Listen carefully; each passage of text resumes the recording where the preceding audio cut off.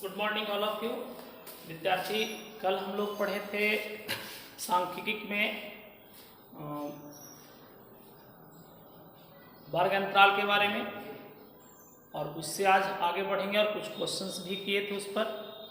आज हम लोग सांख्यिकी आंकड़े में माध्य, माध्यक और बहुलक के बारे में चलेंगे, है ना। आज आदर्श क्लासेस पाली की तरफ से आज आप लोग को यही बताया जा रहा है, माध्य, माध्यक और बहुलक के बारे में बताएंगे, है ना। ये सांख्यिकी आंकड़े के सबसे महत्वपूर्ण पॉइंट हैं जो आपके पास केंद्रीय प्रावृत्ति के माने जाते हैं। ये केंद्रीय प्रावृत्ति के होते हैं, है ना। अब इस पर हम लोग चर्चा करेंगे कि माध्य क्या है, माध्यक क्या है, बहुलक क्या है ना। तो हम लोग देखते हैं कि माध्य के बारे में पहले जानते हैं कि माध्य क्या है ना। माध्य आपको जिसको अंग्रेजी में लोग मीन कहते हैं, माध्य को अंग्रेजी में मीन कहा जाता है, मीन। और इसको सिंबलाइज करते हैं हम लोग एक्स बार या ए से सिंबलाइज करते हैं। यहाँ माध्य या माध्यक या बहुलक ये तीनों जो है दो प्रकार के होते हैं।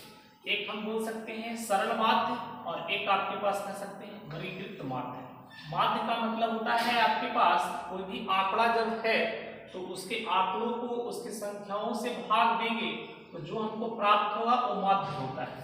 तो यहाँ पे देखेंगे आपके पास माध्य को कैसे डिनोट करेंगे हम लोग।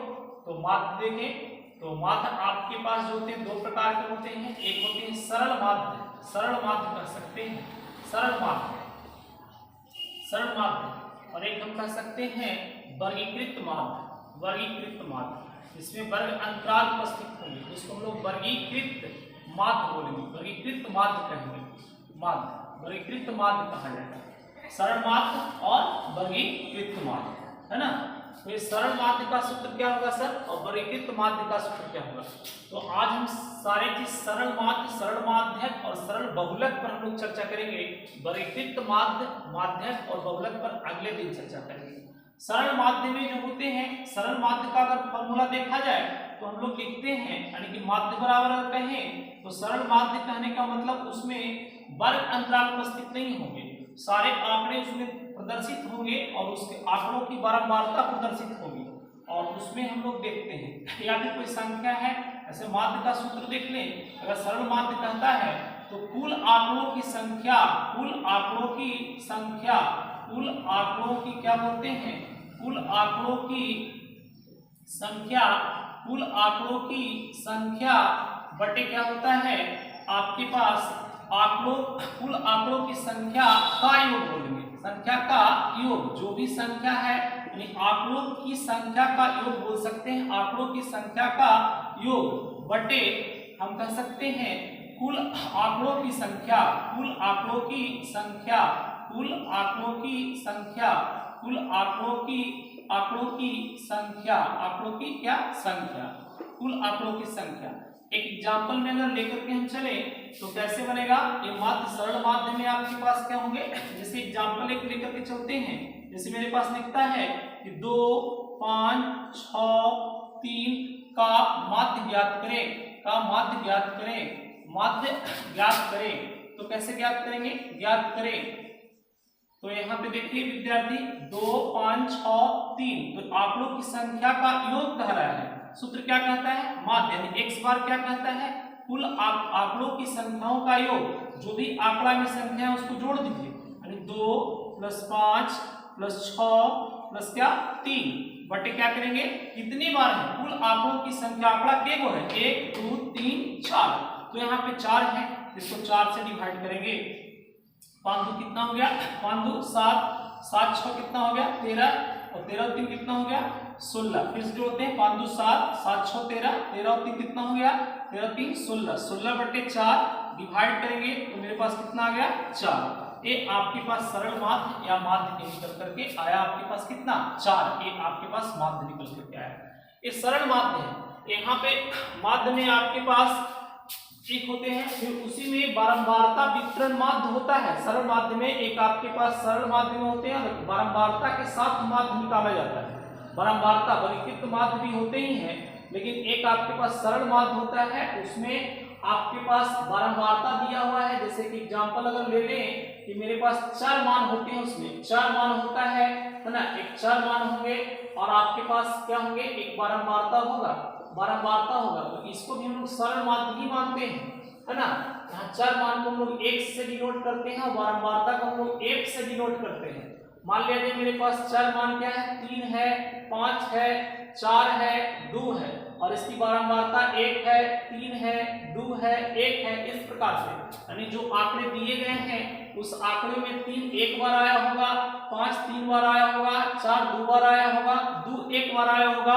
इस प्रकार से भी हम लोग क्या करते हैं, माध्य इस तरह का अगर दिया हो कि बारंबारता वितरण माध्य है तो इस तरह के माध्य को हम लोग कैसे फाइंड आउट करेंगे, तो एक यहाँ पे फॉर्मूला आता है, फॉर्मूला के माध्यम से भी कर सकते हैं।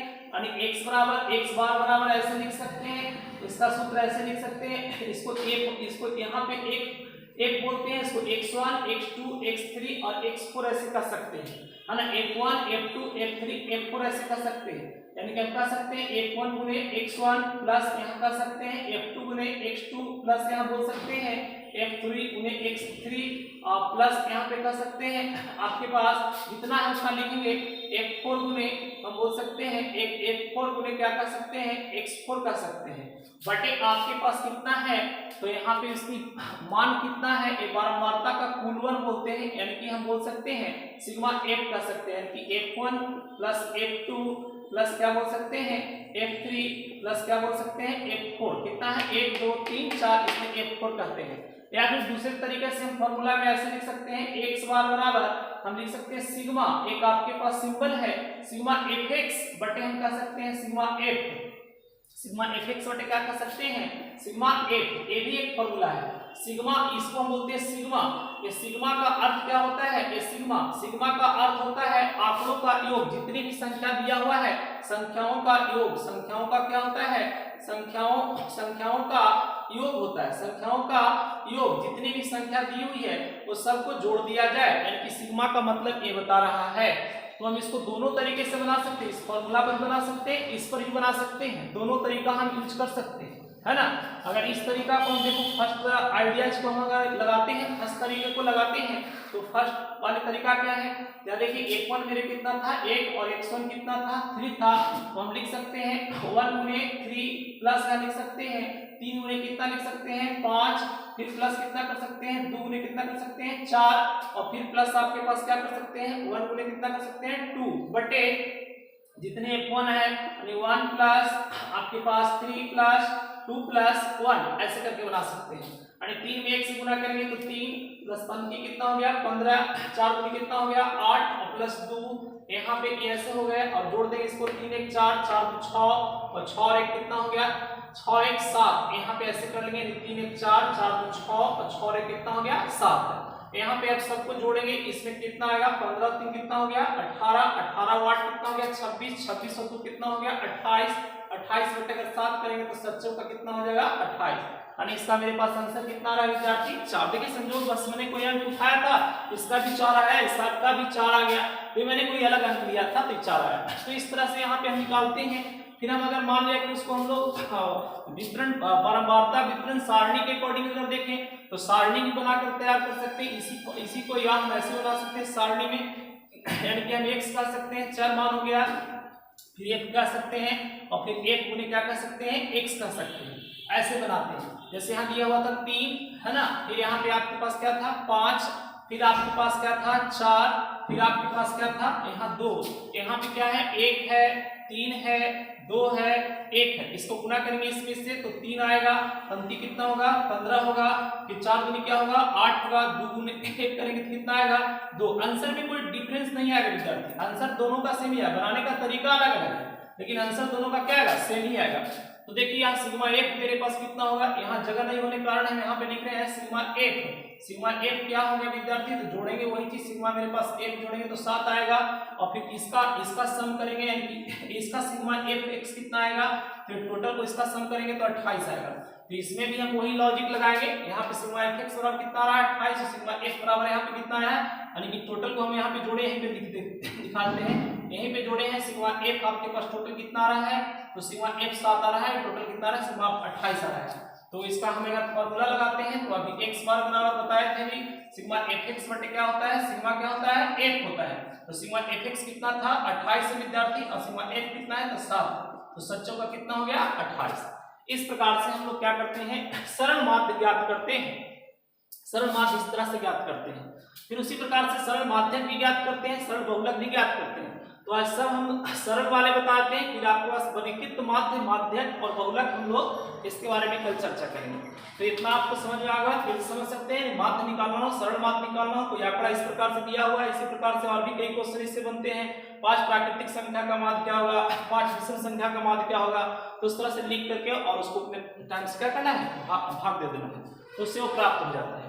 फिर आगे नेक्स्ट देखते हैं, अगर मान लीजिए मेरे पास माध्यक निकालना हो तब सर क्या होगा, तो मीन हो गया। अब माध्यक भी उसी प्रकार से 2 प्रकार के होते हैं। माध्यक भी जो है क्या 2 ही प्रकार के होते हैं। माध्यक भी 2 प्रकार के होता है। माध्यक को हम माध्यिका भी बोलते हैं, ये माध्यक है। माध्यक को हम लोग माध्यिका भी बोलते हैं, मीडियन कहते हैं। माध्यक या माध्यिका ये दोनों एक ही नाम है, माध्यिका है ना, ये केंद्रीय प्रावृत्ति के हैं दोनों।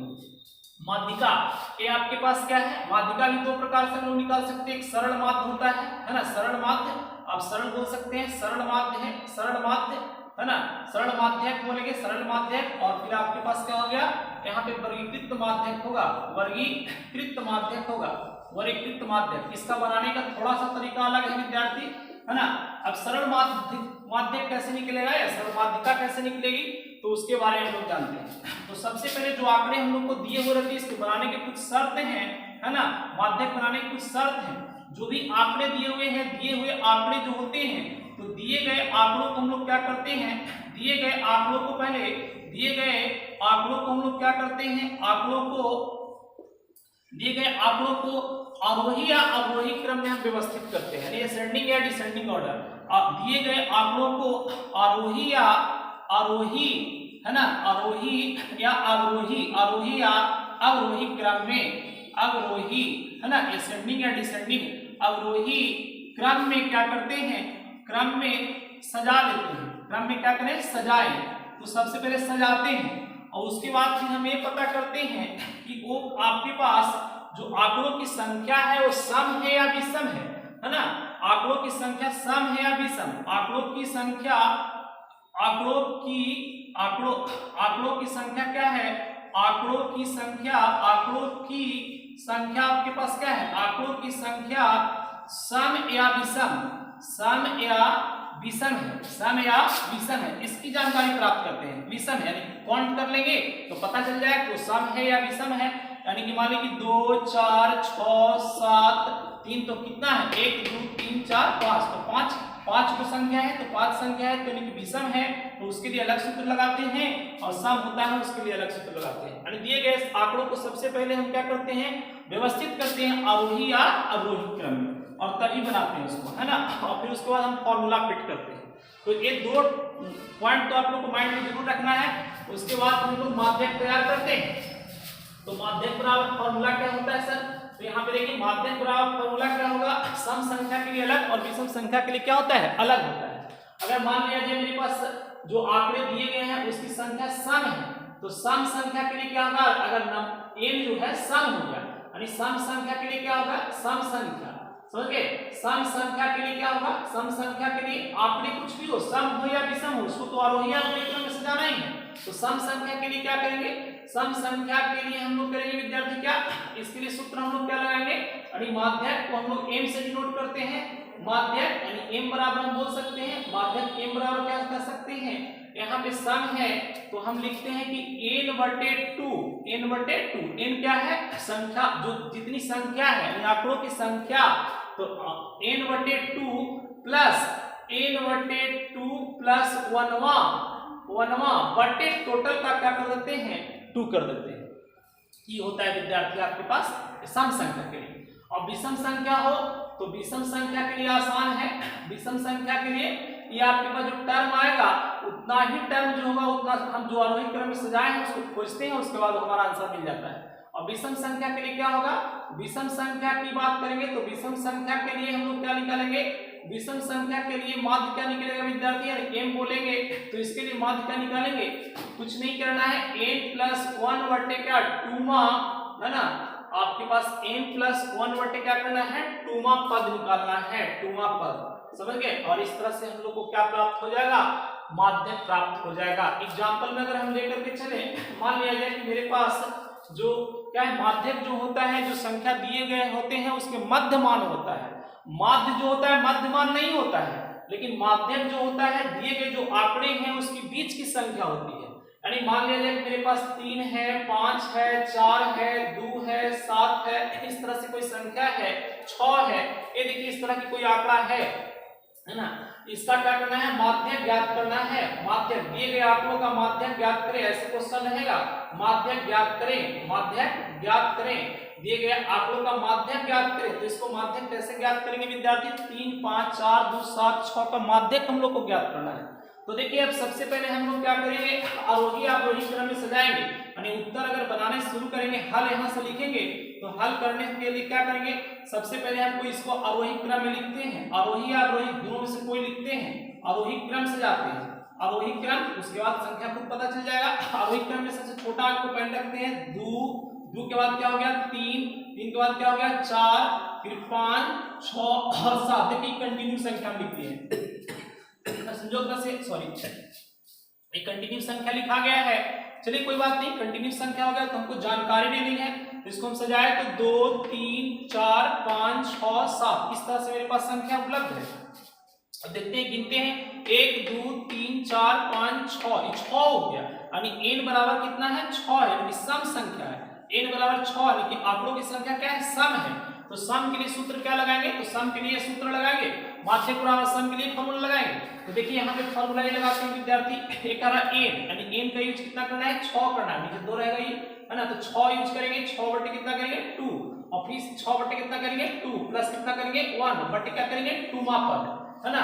तो देखिए 3 दूनी 6, यहाँ भी 3 दूनी कितना होगा 6, 3 में जोड़ देंगे कितना आएगा 4। तो आप यहाँ देख सकते हैं विद्यार्थी क्या होगा मेरे पास 3वां पद, यहाँ पे क्या हुआ 3वां प्लस यहाँ पे कितना 4वां, है ना, 4वां बटे 2 पद है, एक पद, समझ गए ना। तो 4 और 3 कितना हो गया 7, 4 और 3 3वां पद यहाँ देना है। अभी इसको नहीं जोड़ना है, हमको पद लेना है। तीसरा पद कौन सा है, तो तीसरा पद कहां से उठाएंगे, तीसरा पद हम प्रश्न से उठाएंगे, जो आरोही क्रम में सजाए तो उससे। तो देखिए तीसरा पद कौन है, 1, 2, 3, तीसरा पद पर कितना है 4 है। तीसरा पद पर हमारी संख्या कितनी है, तीसरा पद पर हमारी संख्या है 4, है ना। और चौथे पद पर कौन सी संख्या है 5, चौथे पद पर कौन सी है 5 बटे कितना करेंगे 2, तो 5 और 4 कितना हो गया 9, और 9 बटे कितना करेंगे 2, तो कितना आया 4 पॉइंट कितना आया 5। तो इस तरह से विद्यार्थी हम लोग को जब सम संख्या हो तो इस प्रकार से हम लोग क्या करते हैं, माध्य ज्ञात करते हैं, है ना। अगर वही मेरे पास विषम संख्या हो तो विषम संख्या के लिए माध्य कैसे ज्ञात करेंगे, मान लेंगे विषम संख्या होती तो विषम संख्या के लिए माध्यम कैसे ज्ञात करते विद्यार्थी। तो देखिए विषम संख्या के लिए मान लिया कि मेरे पास आंकड़े हैं, आंकड़े क्या है, आंकड़े मेरे पास हैं, आंकड़े क्या है, आंकड़े माने कि 3 है, 7 है, 4 है, 12 है, 6 है ना। देखिए इस तरह के आंकड़े हैं, तो इसको सबसे पहले क्या करेंगे आरोही क्रम में रखेंगे, आरोही क्रम, है ना, क्या करेंगे आरोही क्रम में रखेंगे। तो आरोही क्रम में क्या होगा 3 होगा, फिर आपके पास 4 होगा, फिर 6 होगा, 7 होगा और क्या होगा 12 होगा। अब देखिए इसका आंकड़ों की संख्या क्या है, n क्या है 1, 2, 3, 4, 5, 5 है, यानी 5 क्या चीज है 5 विषम है, 5 क्या है विषम। तो यहाँ फॉर्मूला क्या लगेगा विषम संख्या वाला। तो विषम संख्या का सूत्र क्या बताया गया था आपको, तो विषम संख्या का फॉर्मूला बताया गया था विद्यार्थी, है ना। विषम संख्या के लिए आपको सूत्र बताया था क्या, माध्यक बराबर क्या बताए थे, तो माध्यक बराबर बताया गया था n प्लस 1 बटे 2वां पद, 2वां क्या है 2वां पद। तो n का मान कितना है 5, तो 5 प्लस क्या करेंगे 1 बटे 2 बराबर क्या होगा 6 बटे 2 यानी तीसरा पद। तीसरा पद क्या है आपके पास, तीसरा पद यहाँ लिखेंगे 1, 2, 3 यानी तीसरा पद 6 है, इसका आंसर कितना हो जाएगा 6। इस प्रकार से विद्यार्थी हम लोग को माध्यक ज्ञात होता है। और आपके पास तीसरा है बहुलक। तीसरा क्या चीज है बहुलक। बहुलक जो कहता है कि जिसकी बारंबारता सबसे अधिक हो, है ना। सरल बहुलक हम निकालते हैं, बहुलक भी दो प्रकार के होते हैं, सरलीकृत बहुलक और एक आपके पास वर्गीकृत बहुलक, है ना। तो ये मोड भी दो प्रकार के होते हैं। तो यहाँ पे बहुलक निकालना हो, मान लीजिए कोई संख्या है 3, 6, 2, 1, 3 5 7 8 3 4 इस तरह से। तो बहुलक कहता है सर्वाधिक बारंबारता, सर्वाधिक बारंबारता, सर्वाधिक जिसकी बारंबारता सबसे ज्यादा अधिक हो, सर्वाधिक बारंबारता वाली संख्या, अधिक बारंबारता वाली क्या वाली संख्या, संख्या आपके पास जिसकी बारंबारता सबसे अधिक होगी वही उसका बहुलक कहलाएगा।